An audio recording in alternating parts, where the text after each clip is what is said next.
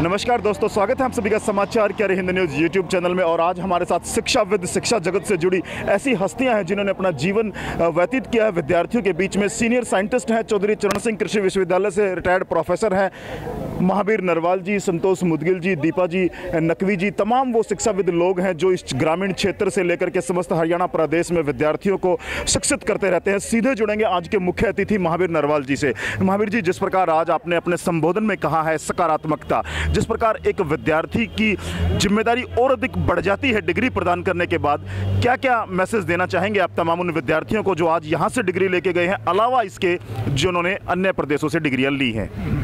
जी, एक तो खुशी की बात है आज कि मुझे इस दीक्षांत समारोह में शामिल होने का मौका मिला और कुछ बातें मैं छात्रों के लिए कह पाया। मेरा मानना है कि जो लोग, युवा लोग जिम्मेदारी का ग्रहण करते हैं, वो ग्रेजुएशन प्राप्त करते हैं, अब उनके लिए एक बहुत बड़ी चीज़ है कि अपने समाज का निर्माण करें और ख़ुद की तरक्की के लिए रास्ता अपनाएं। और मैं समझता हूँ ये एक सामूहिक तौर पर अगर देश समाज आगे बढ़ता है, एक सिविल सोसाइटी के रूप में बढ़ता है, जो दूसरों को की केयर करता है, जो सबसे प्यार करता है, जिसके अंदर नफ़रत नहीं है, जिसके अंदर सांप्रदायिकरण नहीं है, जिसके अंदर जदोजहद नहीं है, एक ऐसे सोसाइटी का निर्माण करेंगे तो शायद सारा देश तरक्की कर पाएगा।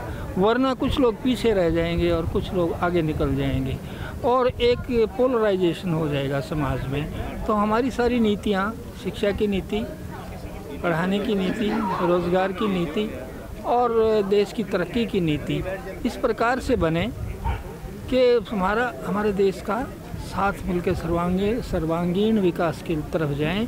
और जो हमारे यंग लोग हैं जो अब ज़िंदगी में प्रवेश कर रहे हैं, आखिर इन्होंने किसी न किसी हस्ती से काम करना है, हैसियत से, और ये इस बात का ध्यान रखें कि हम समाज के निर्माण में अपना काम कर रहे हैं और अपने निर्माण में।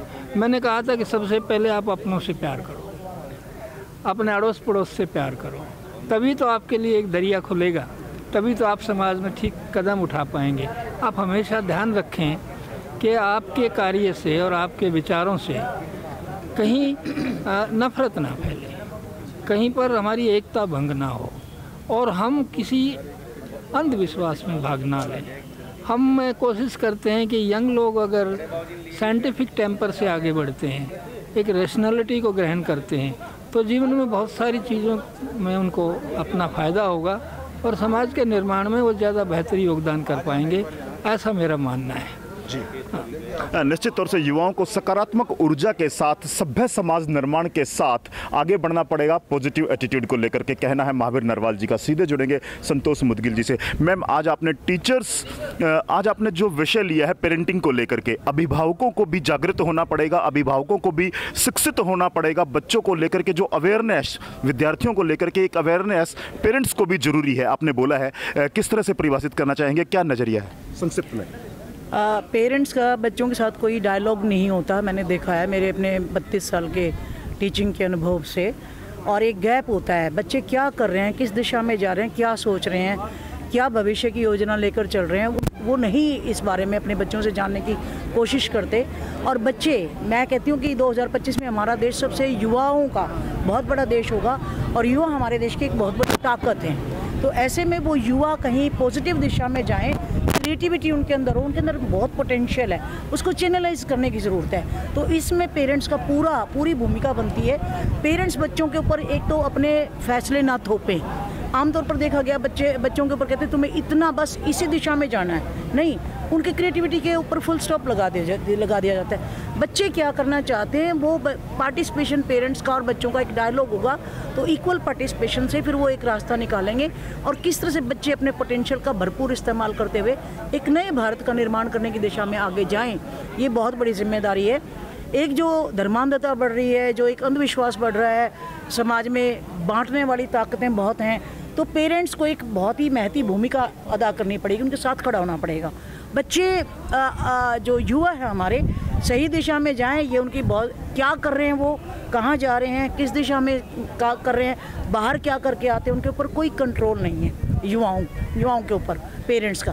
और यही कारण है कि आज समाज में जो मारामारी मची हुई है, युवाओं को बेहतर भविष्य नहीं मिल रहा, रोज़गार नहीं है, दिशा नहीं है, दिशा भ्रमित हैं। और ऊटपटांग किस्म की चीज़ों की तरफ चल रहे हैं। नशे की प्रवृत्ति बहुत बढ़ गई है, आपराधिकता बहुत आ गई है, आक्रामकता को कंट्रोल करने में पेरेंट्स की एक बहुत ही पॉजिटिव रोल बनता है। और उस आक्रामकता को अगर वो कंट्रोल कर लिया जाए तो बेहतर भविष्य निर्माण में और बेहतर देश के निर्माण में बहुत बड़ी भूमिका पेरेंट्स की भी है और हमारे युवाओं की भी है। तो मैं इतना कहूँगी कि पेरेंट्स अपने बच्चों के साथ खड़ा होना सीखें। और ख़ासकर मैं पेरेंट्स को लड़कियों के बारे में ज़रूर कहना चाहूँगी कि लड़कियों को आमतौर पर वो दबाते हैं कि नहीं ये नहीं करना, वो नहीं करना। लड़कियों को ये भी छूट नहीं मिलती प्रायः कि वो अपनी मर्ज़ी से सब्जेक्ट चुन लें।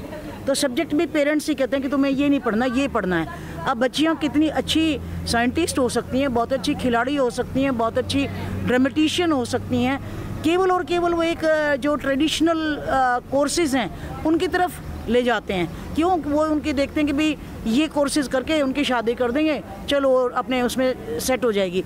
लेकिन नहीं, लड़कियों का ज़माना आगे बहुत ज़्यादा है। लड़कियां नए नए फील्ड्स में आ रही हैं, मुकाम हासिल करनी है, देश का नाम रोशन करनी है। तो मैं पेरेंट्स से ये गुजारिश करूंगी इस प्लेटफॉर्म से कि अपनी लड़कियों को बेहतर दिशा चुनने में थोड़ी सी आज़ादी दें और उनके साथ खड़े हों। जी। निश्चित तौर से अभिभावकों को भी जागृत होना पड़ेगा। अभिभावकों को जिस प्रकार से बेटा बेटी एक समान का संदेश दिया गया है। लास्ट में जुड़ना चाहेंगे मैम से। मैम, आज आपके यहाँ पर जो व्याख्यान दिए गए हैं, युवाओं की दशा और दिशा पर चर्चा की गई है, क्या कहना चाहेंगे 55वें वार्षिक पारितोषिक वितरण समारोह के बारे में? इस अवसर पर पहले तो मैं सभी विजेता छात्रों को बधाई दूंगी और जिन्होंने डिग्री हासिल की है वो अपने समाज में एक रोल अदा करेंगे। और आप देख रहे हैं कि इस तरीके के जो हमारे इंस्टीट्यूट्स हैं, जो शिक्षा संस्थान है मुख्यतः, उनका रोल सोसाइटी में बहुत ज़्यादा है। और पूरे स्टाफ जैसे आप मिलकर काम करते हैं, हम स्टूडेंट्स हैं हमारे यहाँ पे, वो भी सब मिलकर जो है बहुत आगे की दिशा में समाज को ले जाने का काम कर रहे हैं। तो सभी इसमें बधाई के पात्र हैं। और जैसे आज हमारे जो मुख्य अतिथि आए, उन्होंने जो संदेश दिया छात्रों को, वो एक बहुत ही ज़्यादा जो है वो प्रगतिशील हम कह सकते हैं कि संदेश था और सब जोड़ने वाला एक संदेश था, कोऑपरेशन, जिसमें सहयोग जो है आपसी सहयोग से कि हम अपने समाज की दिशा को बदल सकते हैं। हमने बात की यहाँ 1958 में स्थापित यह नेहरू कॉलेज आप देख सकते हैं, राजकीय स्नातकोत्तर नेहरू महाविद्यालय, जो इस हरियाणा प्रदेश का सबसे बड़े पुराने महाविद्यालयों में से एक है। और आज यहाँ 55वां वार्षिक पारितोषिक वितरण समारोह आयोजित किया गया था। डिग्रियां प्रदान की गई थी भारत देश के उन भविष्य निर्माताओं को जो यहाँ से डिग्रियां लेकर के निकलेंगे और जैसा कि उम्मीद की जा रही है सभ्य समाज के निर्माण में अपना योगदान देंगे। जिस प्रकार से यहाँ व्याख्यान दिए गए हैं मुख्य अतिथियों के द्वारा और यहाँ जो चीफ गेस्ट थे, जिस प्रकार से उन्होंने विद्यार्थियों को संदेश दिया है कि आने वाला समय युवाओं का समय है, भारत देश युवाओं का देश है और इन्हीं युवाओं के कंधों पर भारत देश को और आगे ले जाने की जिम्मेदारी है। कैमरामैन रवि कुमार के साथ समाचार कैरी के लिए संजय शर्मा की रिपोर्ट।